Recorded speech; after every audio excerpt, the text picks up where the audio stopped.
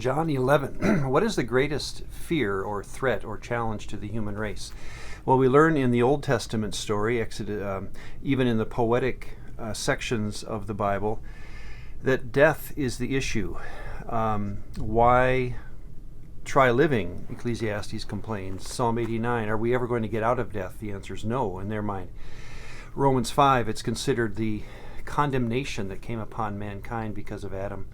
1 Corinthians 15, it's called the last enemy to be destroyed. In Hebrews 2, it's called the thing that we're subject to, that fear of death. We're all our lifetime subject to the bondage of fear of death. So when we come to the story of Lazarus being raised from the dead, I like to call it a resuscitation because resurrection I reserve for the word of, or the description of Jesus when he comes out of the grave. But either because, of course, to get ahead in the story, Lazarus will die again.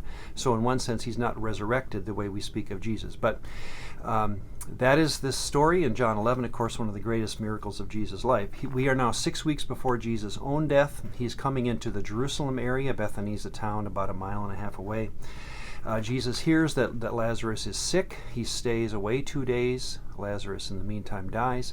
And by the time Jesus approaches the tomb, he has been dead for 4 days. The climax of the story actually happens before Jesus arrives at the tomb, verses 21 to 27, when he has these words or this exchange with Martha. Jesus says in verse 23, "Your brother will rise again." And Martha gives the classic Jewish response at this point in their theology. "I know that he will rise again in the last day." Again, their view of death is that it's the one constant upon the human race, never can be broken. And the idea of resurrection to the Jew, based on Daniel 12:2 and Ezekiel 37:12, is that in the last day there will be a resurrection. At the end of time, a resurrection of all righteous people, all Abrahamic family members, they would classify that as, to be then in a new creation. Well, Jesus, I think, is going to make one of the greatest correctives to the story of the Old Testament at this point, or adjustments. He said, Jesus says in verses 25 and 6, "I am the resurrection and the life." And I take it to mean the life on either side of the resurrection.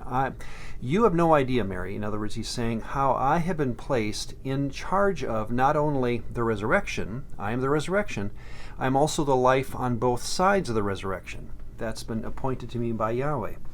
"He who believes in me, though he may die," and think of all the deaths that have happened, "though he may die, yet he shall live." Or think of it this way, Jesus would say, "Whoever lives and believes in me," which would be a way of saying commit your life to me, "shall never die." Now that's probably the greatest corrective we've heard yet in the story of the Bible. And of course he's speaking of Lazarus, but he's speaking of all the people who have been loyal to Yahweh. "He who lives and believes now in me shall never die." And that's why Jesus almost jokingly or off the cuff said that Lazarus was sleeping. He was trying to explain in a very practical way that he is not really dead. What appears to be the truth in this sense is not true. What is apparent is not actual. And again, that's why I think it's one of the greatest correctives ever to the story of the Bible, that Jesus could say, do you know what? When someone dies believing in me or in Yahweh, I think he's going back and just grabbing that whole story, he's actually not dead.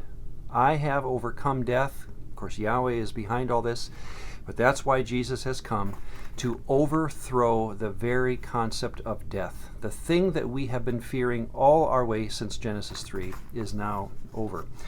And then I think there was this long pause, and Jesus said in verse 26, "Do you believe this?" As though to say, you know what? I think I can help you, Martha, understand what I mean by never die. And of course then he says, "Where have you laid him?" Verse 34. Verse 36, "See how he loved him," the people say. By the way, this is the 4th time in our story of John 11 that Jesus is said to love Lazarus. He's the only person in the narrative of Jesus' life, the only individual that is said to be individually loved by Jesus.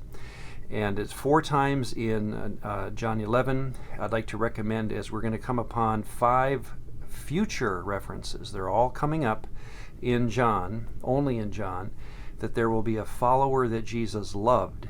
And the reader of the text, or the listener, after these 4 references to Jesus loving Lazarus, I think they naturally would have seen this beloved disciple. We call him Lazarus. So we'll play that out as we go. But of course he says, I thank you, Father, that you've heard me. I think Jesus was more excited to do this miracle than any other, because this is his best friend, based on like verse 11, our friend, the word for love. And then he says, of course, Lazarus, come forth. And Lazarus gets up, comes out, and is unbound. He will be the main subject of chapter 12. He'll be giving Jesus a meal. So this is, again, as we approach the story of the New Testament, and I know we're getting ahead in the story. I don't like to do that generally.